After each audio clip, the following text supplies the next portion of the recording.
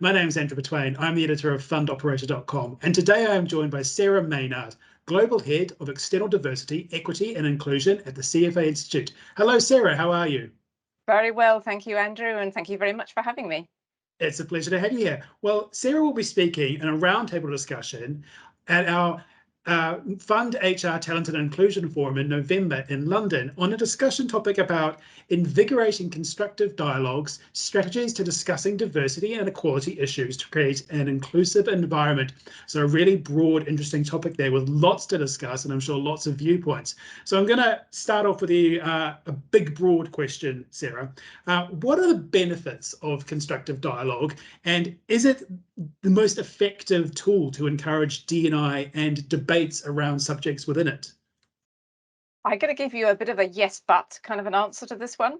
As in, yes, I agree, but the but is around the context and around the wider work, because what's the sort of situation in which you're having this conversation and how do you actually ensure it's constructive? And it really has to start with the level of trust you have on these topics within your organization. And part of that is how do you know that? How do you find out the level of trust that people have? But if you start with the idea that you've always got to be building it and reinforcing it, then part of this is saying, yes, you need a constructive dialogue, but you also need to be able to frame it in such a way that people feel safe to share their thoughts, that they've had some background reading, and so that they're not coming from a position of complete ignorance, and essentially that they know what constructive looks like. So what are the parameters? Set the scene for them, set them up to succeed, and really create that safe space and build that trust, so that then it is indeed constructive. So I would say that's the sort of starting context. And then the work from there is really where the action can start, so long as you set the scene up. And that's an interesting point. It kind of leads on to my second question, which is kind of the reverse of that. So in your experience, what are the main causes of an atmosphere where diversity and inclusion and other topics that are around it are stifled and that uncomfortable conversation is permeated and it can't get started? And how would you suggest ways to fix it? So again, some of that goes to those parameters. Some of this is about accepting this is an uncomfortable space. And in a sense, if it isn't, then it probably won't achieve any kind of progress. So this, growth actually does happen at a point of discomfort. And there's some really interesting research around the way in which actually learning that is experienced through a level of discomfort and awkwardness and difficulty is the learning that sticks. And this is in a whole range of interesting contexts. So I think, first of all, somewhat embracing the discomfort. Second of all, as I say, the idea of the early research and work, and actually the pre-read, give people some materials to start with, and then also set the scene for, okay, here's some things you might want to think about. And also here's a way in which you can explore those things that you need to know more about. You can ask questions, but to do so in a thoughtful and respectful way, as indeed you would in any other professional context. So I think it's learning how to have what can feel like a personal conversation, but in a very professional way. And then that way, everyone involved has a level of safety, but can also explore that discomfort together.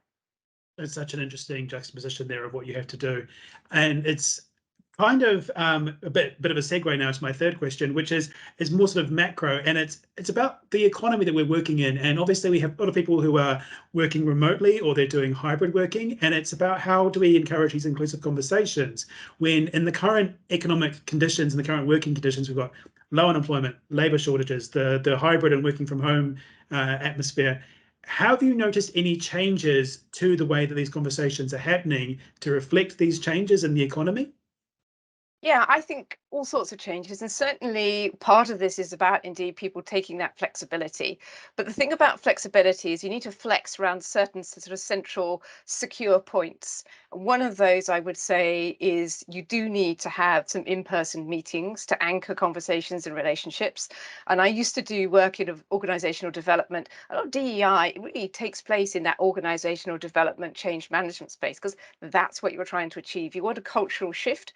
That's change. So if you think about it like that, rather than sort of focus on the sort of the hot button topics, then that really helps to have a meaningful conversation where you can engage a lot more folks. But I think that if you flex around, a regular, maybe a monthly meeting, maybe fortnightly, whatever is the cadence that suits your organization, then that gives you those relationships, the opportunity for all that nonverbal communication to happen. So I think that's one important piece. The other really important piece, and again, where the way in which DEI can really prove its value, is that it is also about examining behaviors that work and those that don't work. And where the reason that I mentioned that is because economic change and cycles are just relentless. And the chances are we are going to go from this sort of sense of very high unemployment and in this great resignation and all those anxieties about recruiting talent to a year or 18 months out, it may be looking very different. And so what I think well-established DEI practices can really give you is that ability to flex your workforce and for them to flex with you and to understand that things are going to have to keep changing. And so you're really looking all the time at those good practices, because so much of this is about good people management of both yourself and others and on your team. And so if you have that kind of culture, then you're better able to meet whatever it is that the economy throws at you. What's the next business challenge that's coming your way? So you've mentioned there a couple of things, including the flex there in the people management you just talked about, as well as earlier creating those safe spaces to have the unsafe conversations. And this sort of permeates to my fourth and final question to you, which is, going forward, what's one thing you want everyone to do to create a more inclusive environment in the workplace? I would say stop, look, and listen, actually. So I'm citing the kind of Green Cross code from my childhood, actually. Crossing the road safely is a good idea to stop and look at the traffic.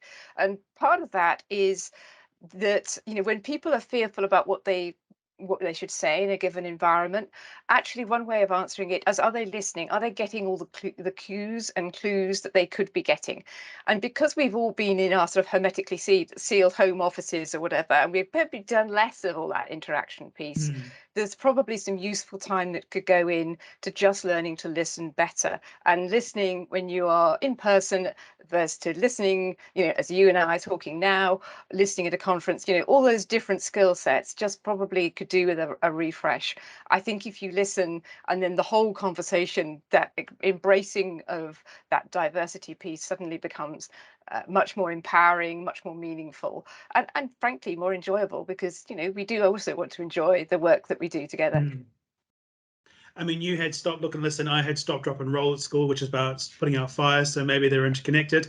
I'd like to thank Sarah for her time today. It's been a fascinating insight into the broader discussions we'll have on the 17th of November at the HR Fund and Talent and Diversity and Inclusion Forum, which will be in London. And full details of that are on clearpathanalysis.com in the events section. And if you found what Sarah was saying interesting, please come and see her speak live. And thank you very much for your time, Sarah. And I'm Andrew Betwain, the editor of fundoperator.com. And thank you very much for watching. Thank you.